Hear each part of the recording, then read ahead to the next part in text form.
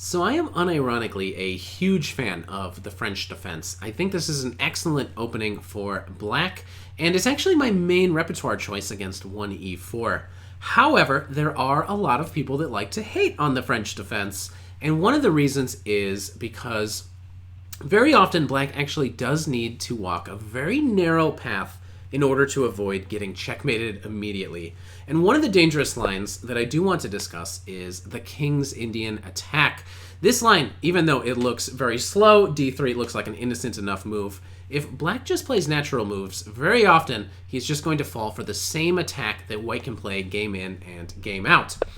But I do want to show you a game, give you another way of combating against this opening. And it's inspired by a blitz game that I just played this morning. And I want to discuss this move, knight to c6. This is actually my surprise move. I think it very comfortably equalizes for black and often gets white out of their comfort zone and into a position that they will not be ready for.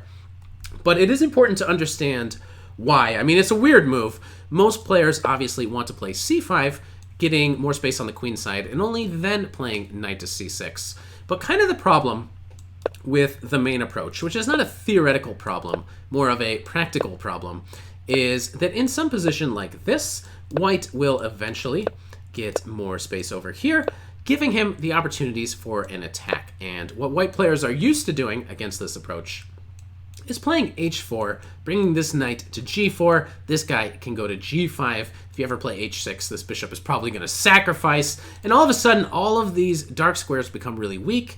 If you ever have to give up this dark squared bishop, you're in a lot of trouble. And this is not a theoretical problem. A lot of really strong players do prefer playing this way as black.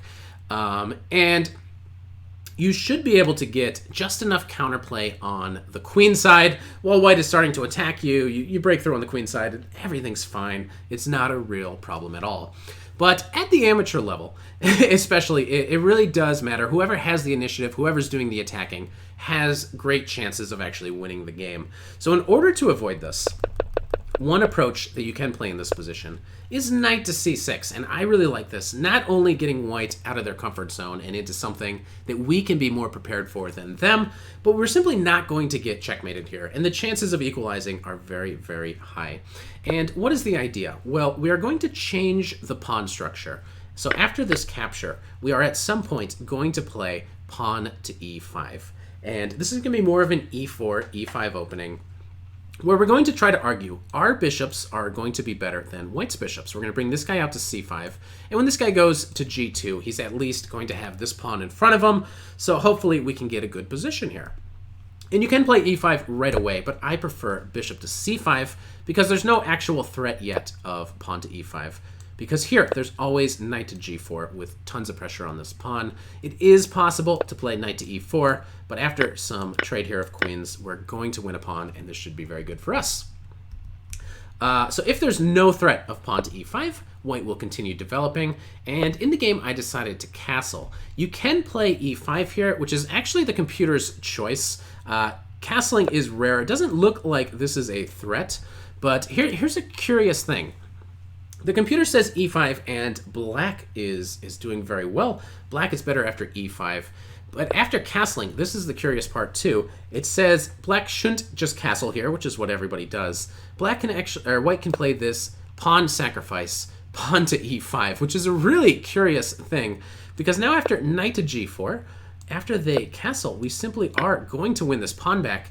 And the computer claims that white actually has some compensation here, so it's not all that clear. And that's me. I've lost to this. Oh no, how embarrassing. So here is a game that I actually lost against this. I do not remember. This was 7 months ago. I'm in the database. I lost to this gambit. Oh, how embarrassing. I'm doing well. I'm up a pawn. I'm cruising.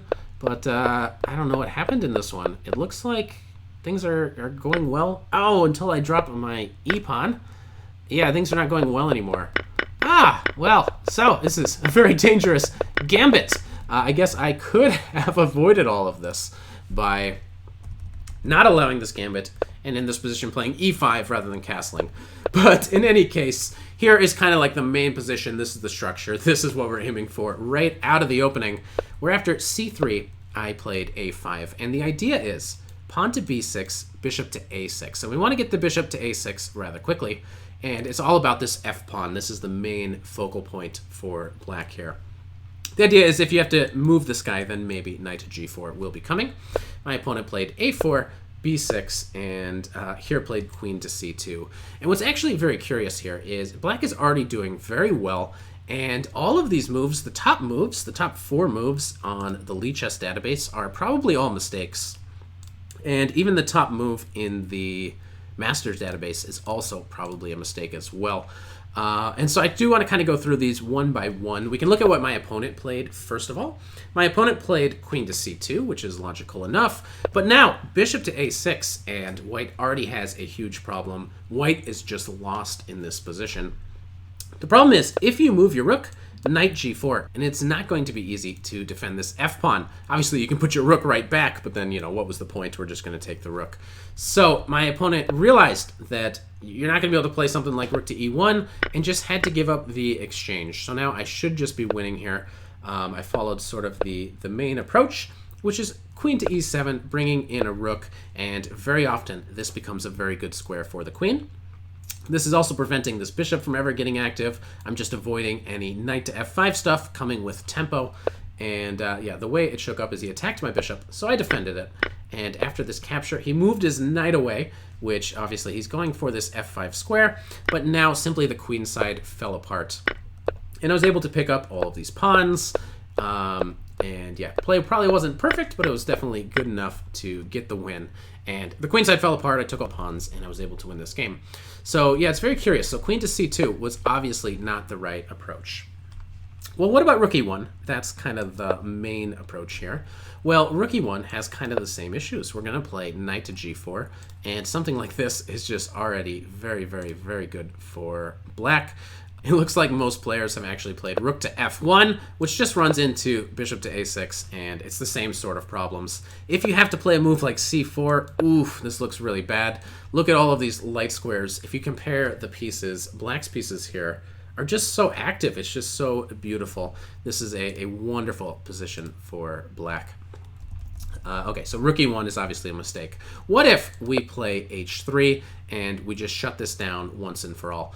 We're not going to let the knight go to g4 this time. Well, still, we're going to go here after rook to e1. There are a lot of interesting options. Queen to e7 is the main human move. In any case, what we're trying to do is we're trying to bring one of these rooks to the d file, and we also very often want to be able to put our queen on the e6 square. The computer way in all of these positions is almost always to put the queen here, which has some interesting ideas. It keeps an eye on this pawn, which is actually sort of useful. If queen e7, bishop f1, there's usually this capture and they take back one way or another. But if you keep your queen on c8, it has this interesting idea that white's main reply, which is bishop to f1, trying to get rid of the defenders of these light squares. White has some weak squares here that they would like to be able to defend against. But if you put the queen on c8, which is not a very popular way of doing it, you are preventing white from playing bishop to f1. And you still have the idea of bringing a rook here, maybe playing h6, and then queen to e6 in a position like this. And here, black should also be doing very, very well. But yeah, h3 is an improvement over what we've seen, but it's just not quite getting it done. Queen to e2 is another possibility, and this is actually, if we switch over to the master database and we look at what the strongest players have done, queen to e2 is again the main reply, but I do find this to be very comfortable for black, because now after bishop to a6, knight to c4, and sometimes this is theoretically possible, but in practice it always feels really easy and comfortable to play as black. Knight e8 is given as one of the main ideas. Obviously, there's like queen e7 to here to put more pressure on the thing. So maybe you can even possibly do one of these maneuvers. But all in all, with this pin here, we're going to try at some point, hopefully get a queen to e6, put a little bit more pressure on the knight. This should be a very comfortable position for black. And in my experience, whenever there is this pin, it's so much easier to play. Even if white can theoretically do this, it's just so much easier to play. When they're stuck in a pin, it's often very difficult for them to get out of it. So with all that being said, I think in this position, what you need to do is you need to play either knight to b3, asking a question of this bishop, or you can start right away with like knight to h4 and doing one of these kinds of maneuvers. But you can kind of tell it's not so easy for white to play an opening like this. But yeah, I guess that's just sort of the basic primer here on this very interesting move, knight to c6. I'm recommending this if you're a French defense player. I've had tremendous success with it. One more time, just the main ideas. Change the pawn structure. A pawn is going to e5. Bishop's coming out. And on the queen side, we want to go like this. Get the bishop to a6. You get castled, and you should be able to get a very comfortable game. And you don't get checkmated. So just stop getting checkmated against the King's Indian attack. That's all I'm trying to tell you. Hopefully you enjoyed this. If you do like opening videos like this and you'd like to see more of them, make sure you subscribe to the channel, because I do opening stuff all the time, and usually unusual stuff or stuff that your opponents might not be ready for. So if you like surprise openings, make sure you follow the channel, and I'll see you guys next time for another video.